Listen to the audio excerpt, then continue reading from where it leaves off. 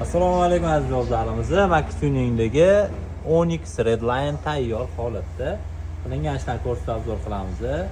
Salon qismiga birinchi ahamiyat berasizlar. Bu avtomobilimizdagi kardinaldan mamnuqa chig'ollarni taqib qo'yganmiz. Akkuratni choklari qizil bo'lib turadi. Redline saloniga mos, chunki rullarida hammasi qizil chok. Malibu 2 barlarni ham Premier originalidan sunovka qilib berganmiz. Full komplektatsiyasi bilan birga. 4 ta eshigiga obshivkasiga koja qilib berganmiz. O'zida faqat 2 ta oldida koja, orqalari plastmassa bo'ladi. Mana mana shu detallarimizni kojinli qilib, choklarni qizil qilib berganmiz. Turishini qaraydi. Orqalarini ham ko'rsataman, shunaqa akkuratli bo'lib. Idealni chiqdi. Полный salon laminatsiya qilindi.